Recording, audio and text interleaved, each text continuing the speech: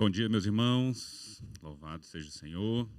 Que bom, né, que estamos aqui, como o Heitor falou, numa belíssima manhã para falar da palavra de Deus. Eu espero que nós possamos enxergar a beleza das obras de Deus na manhã de hoje. E para isso, nós vamos começar a ler o Salmo 111. Eu peço que vocês abram a Bíblia de vocês. Eu vou ler na NAA, tá? Vou sair um pouco do protocolo, mas de leve.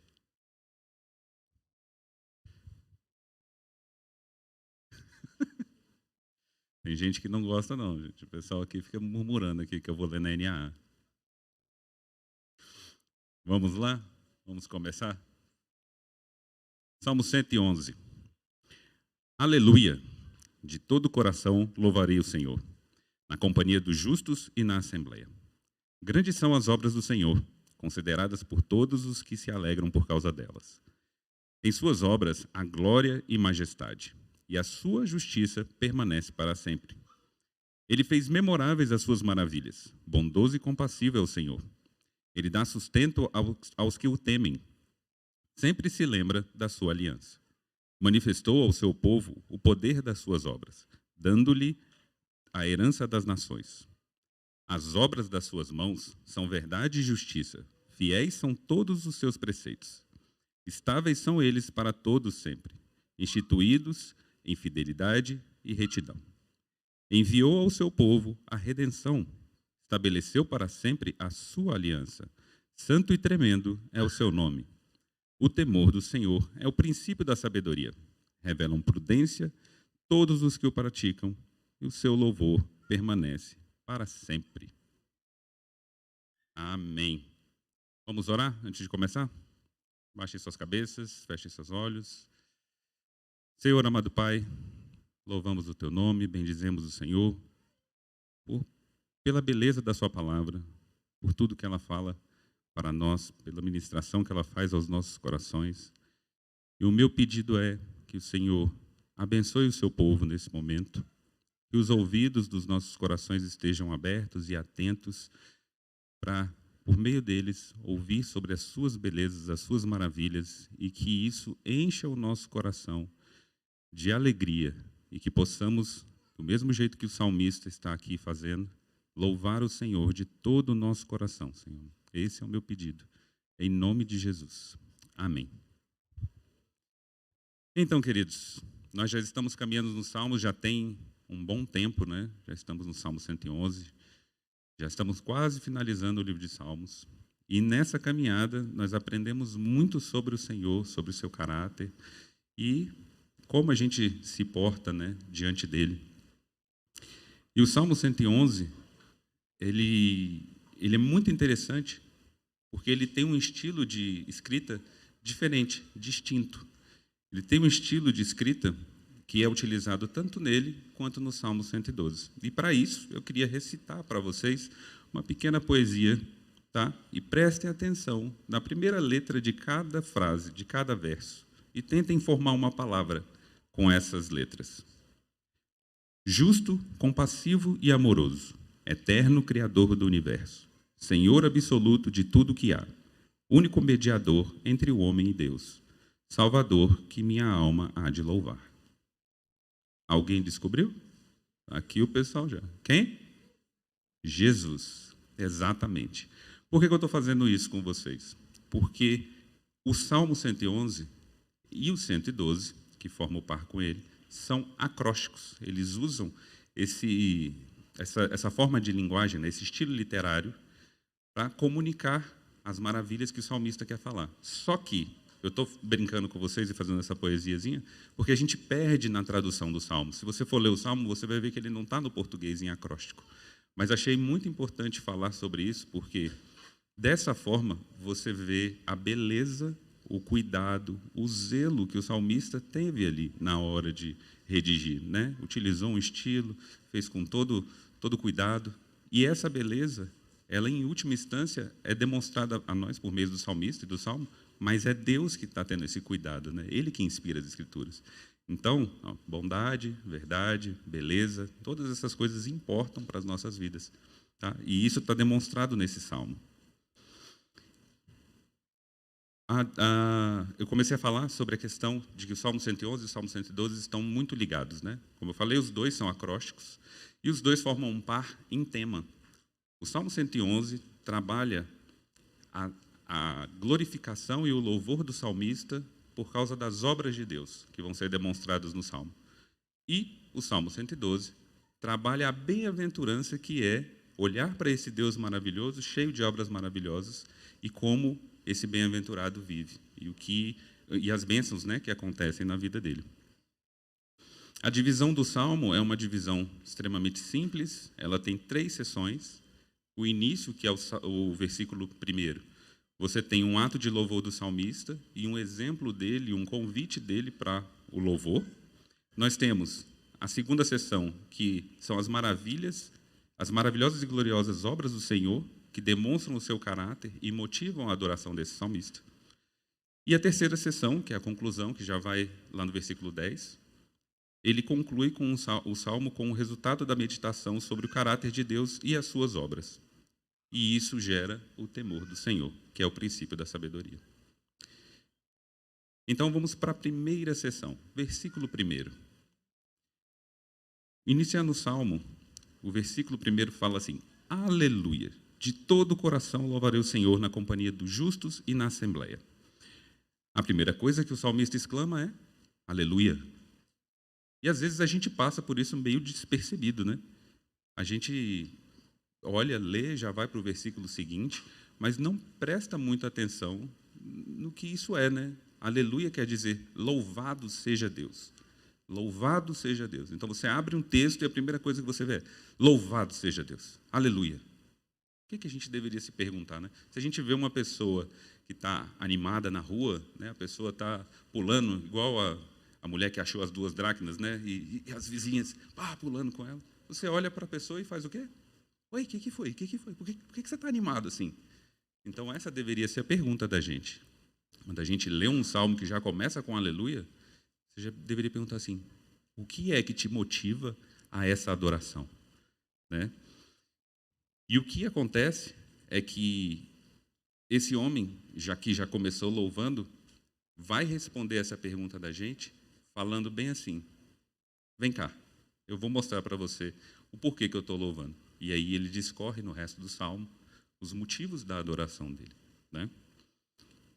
Mas antes de fazer isso, ele começa a nos mostrar o motivo, o motivo pelo qual ele está louvando. Ele dá sequência à expressão no primeiro versículo e fala que de todo o coração ele vai louvar o Senhor. O autor abre o salmo com um ato de louvor que serve como um convite para a adoração. Ele está louvando e irá louvar com justos também na assembleia. E se queremos, né, levar as pessoas a louvar a Deus, nós deveríamos ser os primeiros, né, a fazer isso. O convite é muito mais bem aceito quando você se coloca nisso. A paternidade ensina muito isso para a gente, né? Estou vendo as crianças aqui, os meninos, e a gente, muitas vezes, tem que se colocar nesse papel, né, de fazer as coisas. Curiosidade, minha esposa não comia frutas quando a gente casou. Ela detestava frutas. Mas, para dar o exemplo para as crianças, ela passou a comer frutas e hoje é uma devoradora. Aprendeu a amar, né? Então, do mesmo jeito, nós temos que ser. Se nós queremos que os outros louvem a Deus, sejamos nós os primeiros a louvá-lo, né? E a dar esse exemplo. Nas Escrituras, a gente vê um momento parecido com esse, de dar o exemplo. Na história, quando Israel vem conquistar Canaã, lá Josué dá esse exemplo no finalzinho do livro. E ele fala assim: vocês podem servir o Deus que vocês quiserem. Eu e minha casa vamos servir a Deus. E aí ele bota a barra. Esse aqui é o exemplo. Graças a Deus, a resposta do povo foi: longe de nós não servimos ao Senhor, serviremos também. Então, olharam para o líder deles, que estava dando exemplo, e foram junto. Então, esse salmo nos ajuda nisso. Um exemplo para que nós também louvemos e adoremos ao Senhor. O exemplo não pode ser de qualquer jeito, né? O jeito certo é como o salmista diz, que louvará de todo o coração. Isso é, fervorosamente, com sincera intenção e sentimento, totalmente empenhado em trazer glórias a Deus. Pensem em algo que vocês amam fazer, alguma coisa que faz vocês perderem a noção do tempo. em que vocês se empenham totalmente, né? Vocês se veem ali com as afeições tomadas. Vocês se devotam a tal atividade até o final, e no final vocês pensam assim: nossa, como isso foi bom, como é agradável fazer isso aqui, né? Como eu gosto, e como isso aqui traz uma sensação de completude. Então, às vezes, você tem um hobby, um ofício, né, que causa isso. E é mais ou menos essa a imagem. Você totalmente, quando fala que todo o coração, é com todo o seu ser. Então, todo o nosso ser tem que estar dessa forma, assim, totalmente devotado e entregue a louvar o Senhor. O ato de louvar a Deus é uma resposta natural à grandeza e à bondade dele. Então, se nós observarmos essa grandeza e essa bondade, naturalmente o nosso cálice vai estar cheio, transbordará, e a nossa boca vai falar aleluia. A alegria que extravasa da boca do salmista, em expressão de louvor, confirma que o coração dele está inteiro e sincero, cheio de gratidão, felicidade e contentamento por tudo que o Senhor tem feito, demonstrando a verdade da afirmação dele. Eu vou louvar de todo o coração. Então você vê a obra, ele já está louvando, né? Ele já está dizendo aleluia. Então você confirma, porque a boca fala do que o coração está cheio. Continuando ainda no versículo 1, na companhia dos justos e na assembleia. Ainda no versículo 1, o salmista continua e diz que louvará com os justos, isto é, aqueles que também amam e se deleitam na obra do Senhor. Segundo alguns comentaristas, a ideia do texto aqui é de que esse caminhar com justos seria um caminhar tipo num pequeno grupo, uma coisa um pouco mais restrita. E na assembleia, algo como isso aqui, né? Nós estamos na assembleia, que é uma reunião de vários justos aqui. E a minha mente é bem visual, né? Então, quando eu leio o versículo, eu fico pensando assim: o salmista caminhando, né? Daqui a pouco vem outro, os justos vão se juntando, e no final todos vão entrando e formam essa bela assembleia que louva o Senhor e engrandece o nome dele, né? Quem experimenta a alegria de louvar com o povo de Deus tem esse desejo latente no coração. Lembram de Davi, que trazendo a arca de volta para Jerusalém, quando ela tinha sido roubada? Como é que Davi, com os justos, estava louvando? Bocorochô, que nem diz o pessoal lá em casa. É borocochô, né? Lá em casa as crianças falam bocorochô. Bocorochô? De jeito nenhum. Davi estava pulando, dançando, gritando, tocando símbolo, não sei o quê, até o ponto de quando ele chegou em Jerusalém, a mulher dele olhou e falou assim: que é isso, Davi? Não está legal esse negócio. Mas ele, de todo o coração, estava louvando o Senhor, né?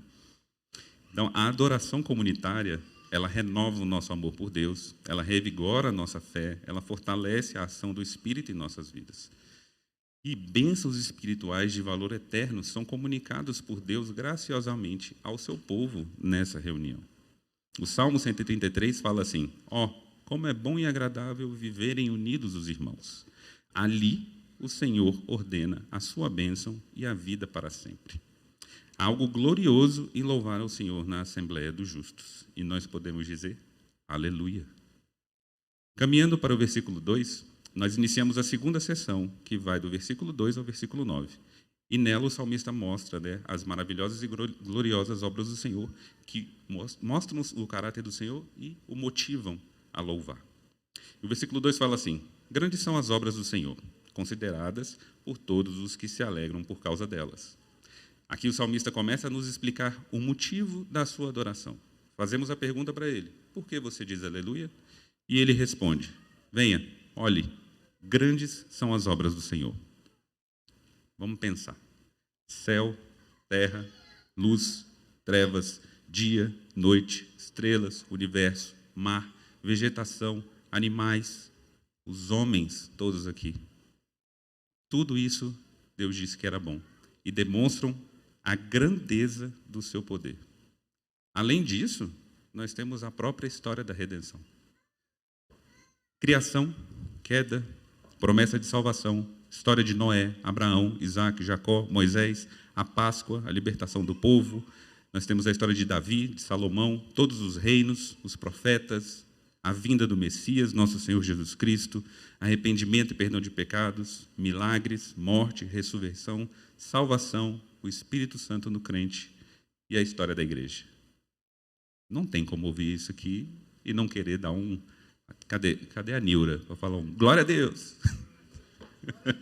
Aê! Glória a Deus. Não tem como não se animar com isso aqui, gente. É tudo muito maravilhoso. Da criação até os dias de hoje.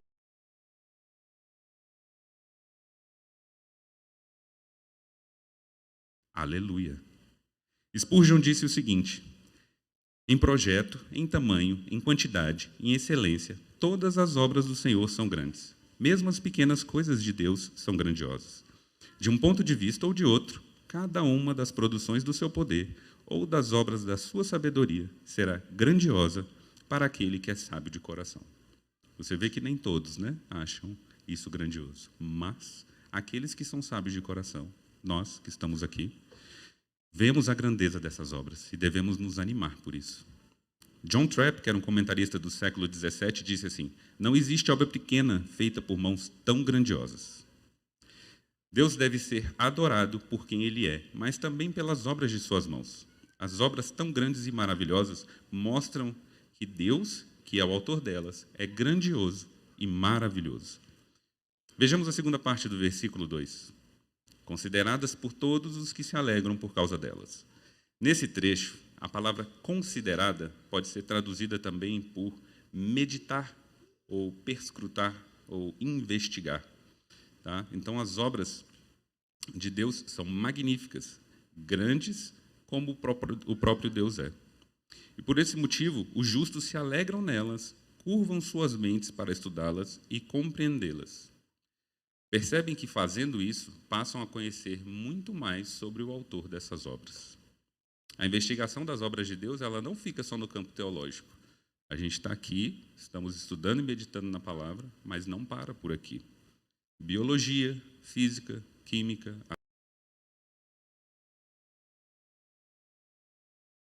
as disciplinas, se estudadas de forma correta e com o coração alinhado, vão demonstrar e vão trazer à tona a grandiosidade e a glória das obras de Deus.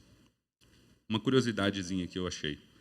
Tem um laboratório na Universidade de Cambridge, chamado Cavendish, e em cima da porta desse laboratório tem escrito esse versículo 2 do Salmo 111.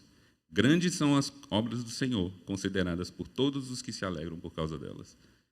Muito interessante, né? Num mundo tão pós-verdade, pós-Cristo, ainda tem ali uma marcaçãozinha de que a ciência não está dissociada de Deus. Pelo contrário, ela, bem feita e bem estudada, demonstram a maravilha das obras de Deus e o seu caráter glorioso. As obras de Deus são dignas de nossa investigação, pois elas nos dão instrução, alegria, edificam a nossa fé. Quando examinadas de perto, se tornam cada vez mais grandiosas. Aleluia.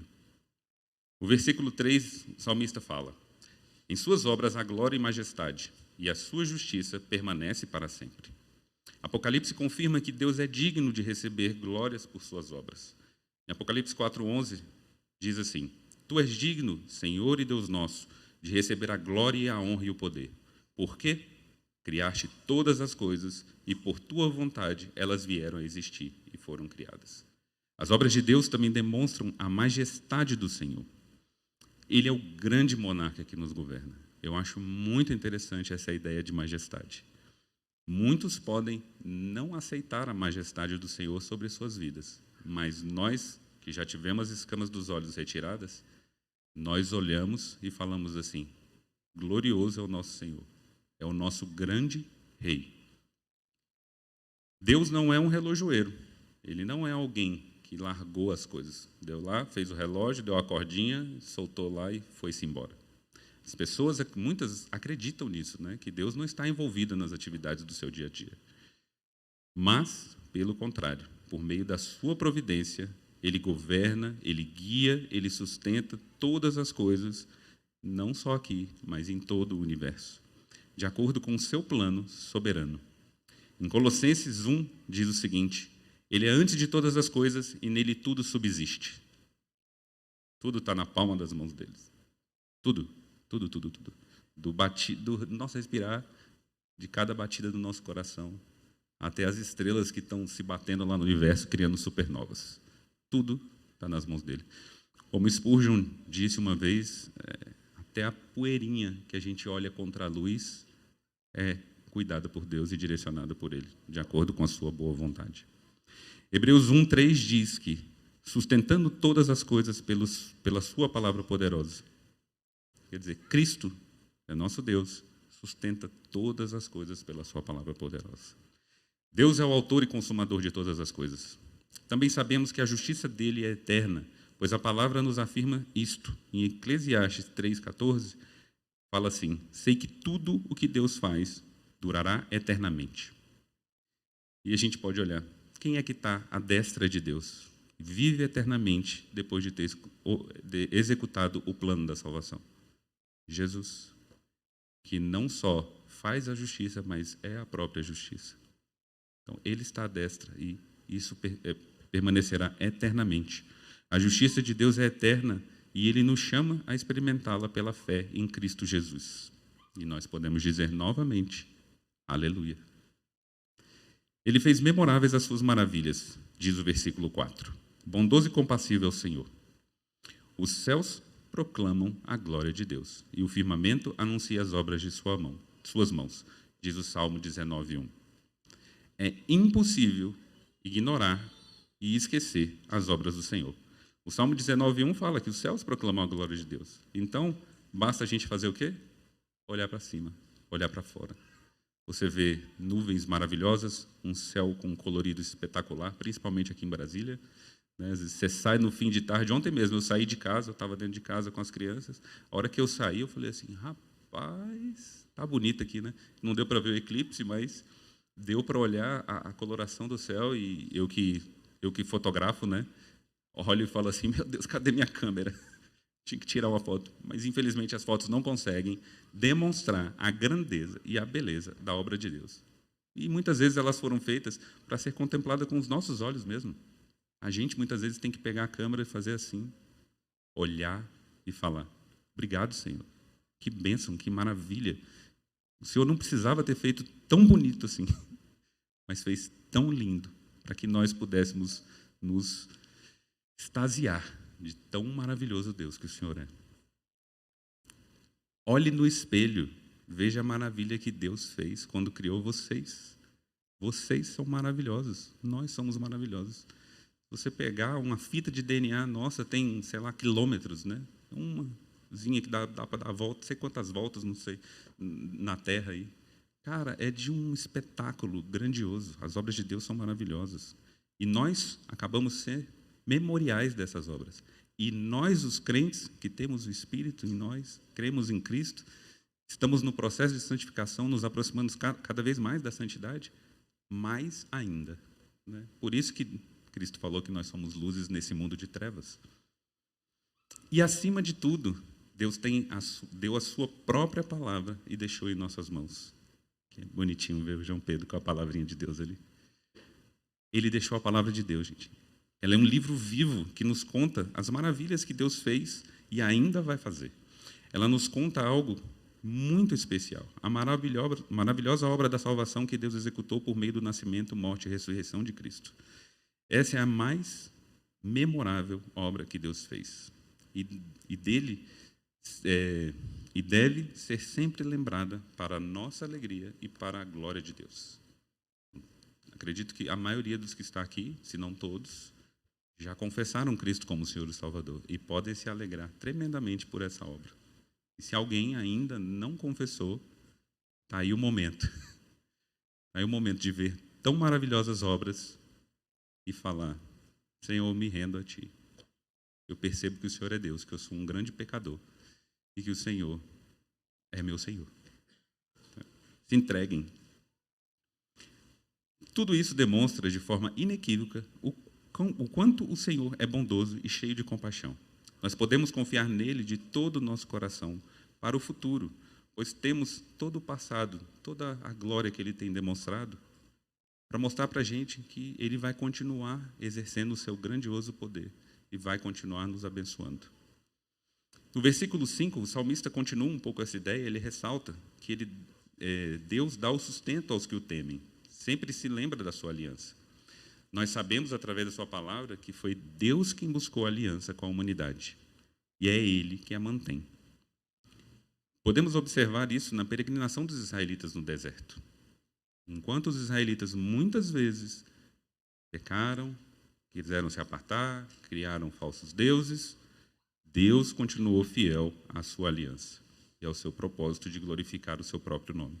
Durante 40 anos no deserto, Deus sustentou o povo, provendo-lhe saúde, vestimenta, alimento, água. E da mesma forma ele age conosco, suprindo todas as nossas necessidades. E além disso, ele nos sustenta com o alimento mais nutritivo para a alma, que é a própria palavra dele. Ela nos revitaliza, nos renova a fé, nos dá esperança, e ela nos dá força para enfrentar as provações cotidianas. E é tudo o que a gente precisa para a vida e para a piedade. Se ele não se esqueceu da aliança que estabeleceu com Moisés lá no Monte Sinai e os israelitas, com muito mais razão, ele não se esquecerá da aliança que fez conosco. Afinal, o preço pago por essa aliança foi o próprio sangue de Jesus. E ele nos selou com algo de inestimável valor. O próprio Espírito de Deus habita em nós, selando a aliança. Aleluia. No versículo 6, o salmista continua: manifestou ao seu povo o poder das suas obras, dando-lhe a herança das nações.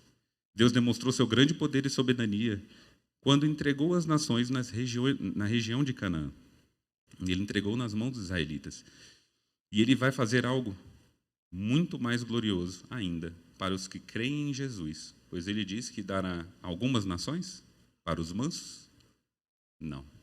Ele diz, lá no Sermão do Monte, que os mansos herdarão toda a terra. Estão preparados? Todo mundo preparado para herdar toda a terra? Impressionante isso, né? Nós herdaremos não pelo nosso mérito, mas pelo próprio mérito do Senhor Jesus. E a sua bondade é tão grande que ele fará isso. Entregará a terra em nossas mãos. E nada senão um grande poder pode realizar uma obra como essa. No versículo 7, o salmista observa que as obras de suas mãos são verdade e justiça. Fiéis são todos os seus preceitos. Deus é um Deus de verdade e retidão em tudo que faz. As obras das suas mãos são feitas com perfeição e conforme a sua santidade e bondade. Dessa forma, a verdade e a justiça de Deus são evidentes em suas leis, mandamentos e providências. A verdade e a justiça de Deus são a base da nossa confiança nele e em suas promessas. Os crentes podem confiar nas promessas divinas e seguir suas orientações, pois sabem que Deus é completamente verdadeiro e justo em tudo o que ele diz e o que ele faz. Se ele prometeu, ele vai cumprir. A gente não. Muitas vezes promete e não consegue cumprir. Mas ele sim. E meditar sobre essa verdade e a justiça de Deus em suas obras e palavras nos leva a uma maior confiança nele. Edifica a nossa fé pensar nisso. E caminhando no Salmo, já no versículo 8, o salmista continua a falar dos preceitos de Deus e diz que são estáveis, duram para todo sempre, são instituídos em fidelidade e retidão. Deus não é instável como nós. Ele não muda as instruções com base em circunstâncias passageiras, em alguma coisa que passa pela cabeça dele, em ideologias ou coisas e tal. A palavra dele é eterna e permanente. Os preceitos de Deus são inspirados, inerrantes, infalíveis, suficientes e eternos. Eles não precisam ser atualizados ou ressignificados, pois Deus, que é a verdade, os instituiu em verdade, fidelidade e retidão. Ele sempre age de acordo com esses preceitos e sempre para o louvor da sua própria glória. Não é para nos agradar. Não é. É para louvor da sua gloriosa graça. É para Ele. Tudo foi feito para Ele. As suas obras são estáveis e durarão para sempre. Seus preceitos durarão para sempre. Tudo vai passar, mas a palavra não vai passar. No versículo 9, o salmista ressalta que Deus enviou ao seu povo a redenção. Estabeleceu para sempre a sua aliança, santo e tremendo é o seu nome. Vemos o tema da redenção sendo trabalhado por toda a Escritura, né? Primeiro foi dirigida a indivíduos, depois a um povo, finalmente sendo espalhada por todo o mundo pela obra redentora de Cristo, né? Inclusive, essa é uma das nossas tarefas, é a nossa missão, é levar esse evangelho a todos os confins da terra, né? Inclusive, Deus abençoe os nossos irmãos que estão em viagem missionária, né? Mas, em todos os casos, não é o homem que vai atrás da redenção. Deus, em sua misericórdia e bondade, vai atrás do homem e envia a redenção ao seu povo. Não foi Noé que foi a Deus. Não foi Moisés que foi a Deus. Não foi Davi que foi a Deus.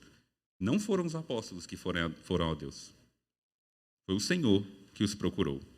João 15,16 mostra isso pelas palavras de Jesus. Não foram vocês que me escolheram. Pelo contrário, eu os escolhi e os designei para que vão e deem fruto.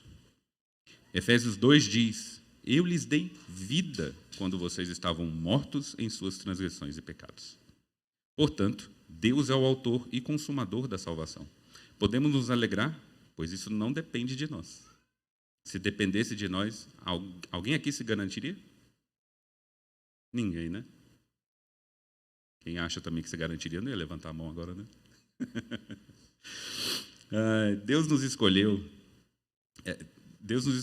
não por conta dos nossos méritos, mas apesar dos nossos deméritos, né? A aliança está ancorada nele, não em nós. Deus, em seu amor eterno, nos amou e nos escolheu antes da fundação do mundo. E ele estabeleceu sua aliança conosco na eternidade, o que a gente pode chamar de eternidade passada. Mas ela vai se cumprir na eternidade futura. Então, ela durará para sempre.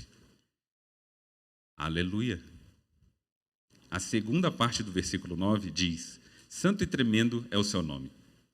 Após ver o Senhor demonstrar sua grandiosidade por meio das suas obras, por tudo que a gente já falou aqui, por tudo que a gente demonstrou, o salmista o chama de santo e tremendo. Santo, separado, diferente de tudo que há, né? E tremendo, aquele que deve ser temido. É muito poder, né? A gente vê um pouco disso com a paternidade também. Você vê seu filho, ele tem um temor reverente a você. Ele sabe que você é maior, que você tem mais força, e ele se intimida muitas vezes. Nós deveríamos olhar assim para Deus, né? E se nós analisarmos tudo o que a gente falou até agora, a conclusão que a gente chegaria, eu acredito, se olharmos atentamente para essas obras do Senhor, é a mesma conclusão do salmista, né? Ele é santo e deve ser temido. Tamanho poder e tamanha santidade manifestados em suas obras devem nos humilhar, levando-nos a ajoelhar diante de tamanha majestade, tamanho poder. Isso nos conduz a adotar uma postura de humildade e adoração. Concluindo o salmo, o salmista diz, no versículo 10, o temor do Senhor é o princípio da sabedoria. Revelam prudência todos os que o praticam. O seu louvor permanece para sempre. O salmista exalta o temor do Senhor como o princípio da sabedoria. Ele, no versículo anterior, ele fala um pouco de temor e aqui ele expande. E dando um spoiler do Salmo 112, expande mais ainda quem é aquele que teme o Senhor. A sabedoria, o temor não é só o princípio da sabedoria, mas é a própria essência da sabedoria. Sem esse temor, você não tem como ter sabedoria. O temor do Senhor não se refere a um medo paralisante, uma ansiedade, um pavor, como o medo que sentimos diante de uma ameaça ou perigo. Mas é uma atitude de profundo respeito, reverência, honra, obediência e submissão diante de Deus e do seu soberano poder. Apesar de não nos paralisar, Jesus nos lembra de algo. Nós devemos tremer diante de Deus. Por quê? Porque Jesus disse assim: não temam os que matam o corpo, mas não podem matar a alma. Pelo contrário, temam aquele que tem poder para fazer perecer no inferno tanto a alma como o corpo. Então, é um temor, mas é um temor que é carregado também de olhar e falar assim: ele pode fazer algo que pode acabar comigo. Deus tem o controle não apenas sobre a nossa vida terrena, mas também sobre o destino eterno. E é a Ele que tem nossa vida em suas mãos que devemos prestar nossa reverência e obediência. Os homens só começam a ser sábios quando começam a temer a Deus. Pois toda sabedoria tem seu princípio na correta compreensão da pessoa de Deus e, a partir disso, ter uma resposta apropriada a essa compreensão, por meio do temor reverente a Ele. A verdadeira sabedoria se manifesta na obediência a Deus e no viver de acordo com a sua vontade revelada nas Escrituras. O temor gera a sabedoria. E isso conduz o crente a uma vida de obediência, louvor, adoração a Deus, que é constante e jorra para a eternidade. Sendo assim, o salmista finaliza dizendo que o louvor a Deus não cessará, mas continuará eternamente. Esse versículo expressa uma promessa de uma relação contínua e ininterrupta com Deus na eternidade. O sábio, o justo, o crente, ele cumprirá sua finalidade de glorificar a Deus aqui nessa terra e continuará glorificando a Deus na eternidade. Para isso, nós podemos finalizar dizendo aleluia. Mas antes de terminarmos, eu queria só fazer um pequeno acréscimo. Como é que esse salmo aponta, né? O que a gente pode ver apontando para Jesus mesmo aqui? Então, nós temos Jesus, o salmo apontando para Jesus, nós podemos olhar Jesus como o nosso maior exemplo de adorador. Foi um adorador tão grande, cumpriu tudo aquilo que o Pai pediu para ele fazer, que ele morreu a morte de cruz para poder nos salvar e para glorificar o nome de Deus. Nós vemos Jesus também como aquele que fez obras magníficas.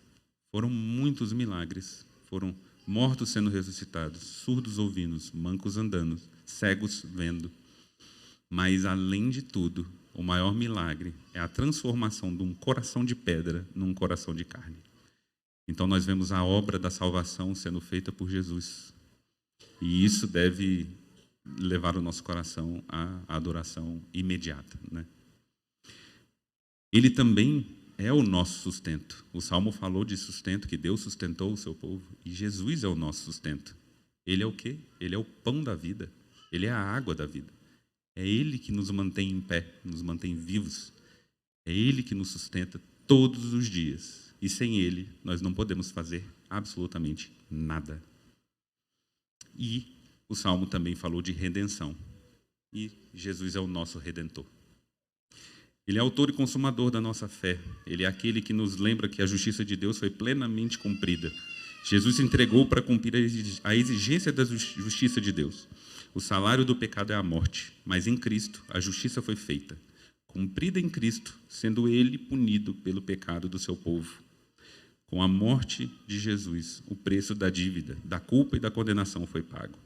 Todos os que creem nele podem desfrutar do perdão de pecados. Pelos méritos de Jesus, todo aquele que busca sua justiça é considerado justificado e aceito por Deus. Aleluia, aleluia, aleluia. Louvado seja o Senhor pela sua palavra, pelas suas obras, pela sua bondade, pelo seu caráter magnífico demonstrado por meio dessas obras. Amém? Vamos orar? Aleluia, Senhor. Aleluia, aleluia. Louvado seja o Senhor. Grandioso é o Senhor, majestoso, digno de toda a honra, toda a glória, todo o louvor. Que nossos corações realmente tenham os olhos abertos para conseguirmos enxergar a grandeza de suas obras e como elas manifestam o seu caráter glorioso. Não nos deixe, Senhor, sermos levados e enganados, né, e enfeitiçados por coisas desse mundo, mas mantenha nossos olhos fixos no Senhor, Pai. Essa é a minha oração, meu pedido. Eu peço que o Senhor abençoe o seu povo, Pai. Abençoa ainda a nossa EBD, nossas aulas, e que o Senhor seja louvado em tudo que ainda vamos fazer hoje, Pai. Em nome de Jesus. Amém.